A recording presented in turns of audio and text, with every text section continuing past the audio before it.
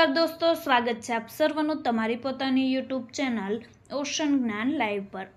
આજના વિડીયોમાં આપણે ધોરણ 8ની સ્વ અધ્યયન પોથીના ભાગ નંબર 5માં ગણિત વિષયના પાઠ નંબર 9 માપન તેમનું સંપૂર્ણ સોલ્યુશન આપણે આ વિડીયોની અંદર જોશું। તેમની સ્વ અધ્યયન પોથીનું પોસ્ટર પણ અહીં આપેલ છે, જે તમે અહીં જોઈ શકો છો। તો ચાલો શરૂઆત કરીએ। તેમાં સૌપ્રથમ આપેલી છે સમજ પાકી કરીએ। પ્રશ્ન નંબર 1, સાચો વિકલ્પ પસંદ કરી ચોરસ બોક્સમાં લખો। નંબર 1, સમઘનનું ઘનફળ શોધવાનું સૂત્ર કયું છે? તો જવાબ આવશે બી। નંબર 2, 3 સેમી લંબાઈ, 4 સેમી પહોળાઈ તથા 5 સેમી ઊંચાઈ ધરાવતા લંબઘનનું ઘનફળ શું મળે? તો જવાબ આવશે બી। નંબર 3, ઘનફળનો એકમ કયો છે? તો જવાબ આવશે બી, ઘન મીટર। નંબર 4, કોઈ એક બોક્સમાં 1 સેમી ઘન વાળી 25 પેટી સમાય છે, તો તે બોક્સનું ઘનફળ શું થશે? તો જવાબ આવશે સી, 25 સેમી ઘન। નંબર 5, સેમી સ્ક્વેર અથવા ચોરસ સેમી તેનો એકમ છે, તો જવાબ આવશે ડી, બી તથા સી બંને, એટલે કે ક્ષેત્રફળ અને પૃષ્ઠફળ। વિદ્યાર્થી મિત્રો, ધોરણ 6 થી 8ના વિદ્યાર્થીઓ માટે એક બ્રહ્માસ્ત્ર બેન્ચનું આયોજન કરેલ છે, જેમાં લોન્ચિંગ નિમિત્તે પ્રથમ 60 વિદ્યાર્થીઓ 60% ડિસ્કાઉન્ટ છે, જેમની પ્રાઇસ છે 2200 રૂપિયા। મોબાઈલ નંબર 7042222254 અને આપણે એપ્લિકેશન ઓશન જ્ઞાન લાઈવ જે તમને પ્લે સ્ટોર પરથી મળી જશે, અને ગણિત, વિજ્ઞાન, સામાજિક વિજ્ઞાન અને અંગ્રેજી જેવા વિષયનો પણ સમાવેશ થશે। તો વિદ્યાર્થી મિત્રો, જરૂરથી આ બ્રહ્માસ્ત્ર બેન્ચનો લાભ મેળવી લેવો। પ્રશ્ન 2, જોડકા જોડો। જોઈએ તેમાં એ વિભાગ અને બી વિભાગ। નંબર 1, નળાકારનું ઘનફળ, તો જવાબ આવશે સી। નંબર 2, 1 ઘન સેમી, તો તેમનો જવાબ આવશે એ। નંબર 3, સમઘનનું પૃષ્ઠફળ, તો તેમનો જવાબ આવશે ઈ। નંબર 4, 1 લીટર, જવાબ આવશે બી। નંબર 5, લંબઘનનું ઘનફળ, તો તેમનો જવાબ આવશે ડી। ત્યાર પછી જોઈએ પ્રશ્ન નંબર 3, ખાલી જગ્યા પૂરો। નંબર 1, સમઘનના દરેક પૃષ્ઠના આકાર ખાલી જગ્યા અને ક્ષેત્રફળ ખાલી જગ્યા હોય છે, તો ચોરસ અને એલનો સ્ક્વેર। નંબર 2, સમબાજુ ચતુષ્કોણનું ક્ષેત્રફળ બરાબર 1/2 લંબાઈ ગુણ્યા ઊંચાઈ।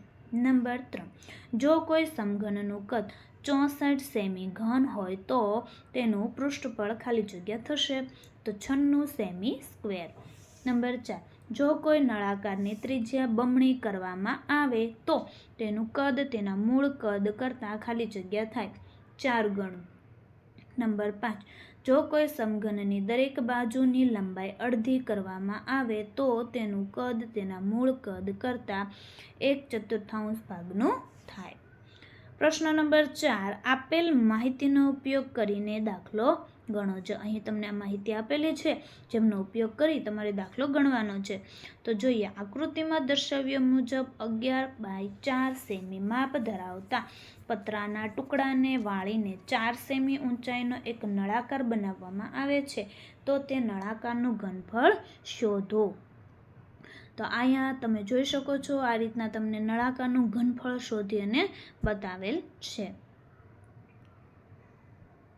ત્યાર પછી પ્રશ્ન નંબર 5 જોઈએ, દાખલો ગણો। નંબર 1, એક સમઘનનું પૃષ્ઠફળ 216 સેમી ઘન છે, તો તેની બાજુનું માપ શોધો। તેમની પણ ગણતરી કરી અને અહીં આપેલ છે, જે તમે અહીં જોઈ શકો છો। નંબર 2, એક સમબાજુ ચતુષ્કોણની બાજુ 10 સેમી અને વેધ 9.6 સેમી છે, તો તેનું ક્ષેત્રફળ શોધો।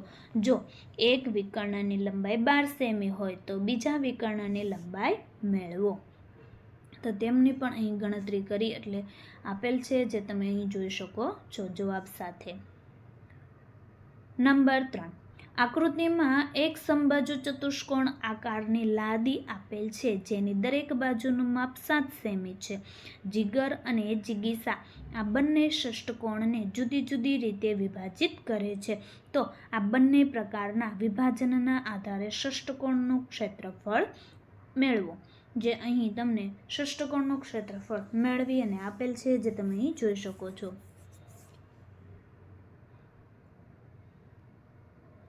જે ગણતરી કરી અને આપેલ છે જીગરની રીત અને જિગીસાની રીત.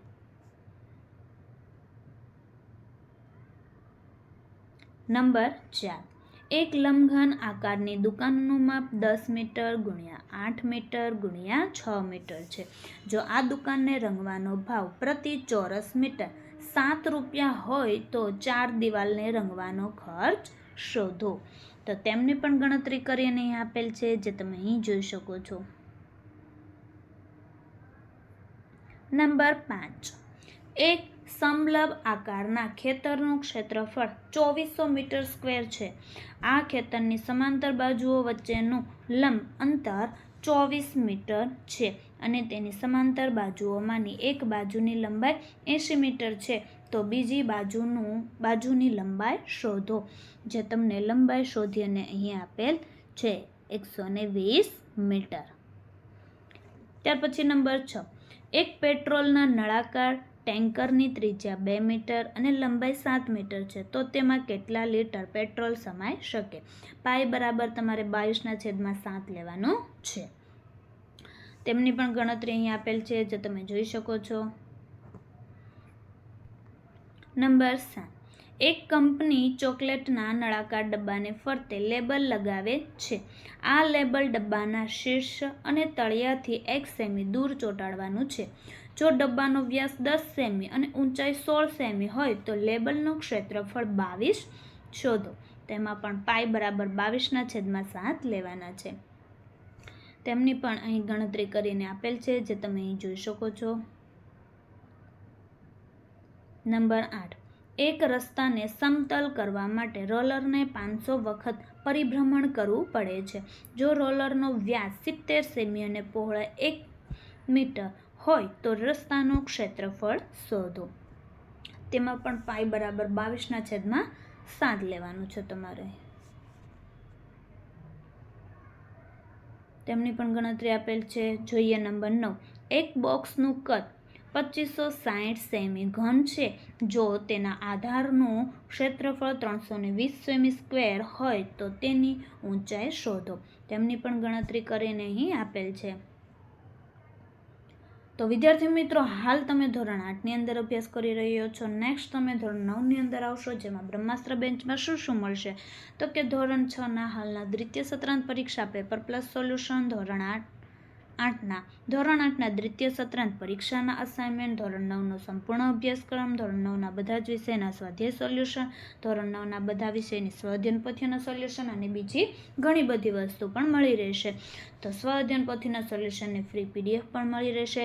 તો વિદ્યાર્થી મિત્રો, અત્યારે જ ડાઉનલોડ કરો ઓશન જ્ઞાન લાઈવ જે એપ્લિકેશન, જે તમને પ્લે સ્ટોર પરથી મળી જશે અને મોબાઈલ નંબર છે 7046222254.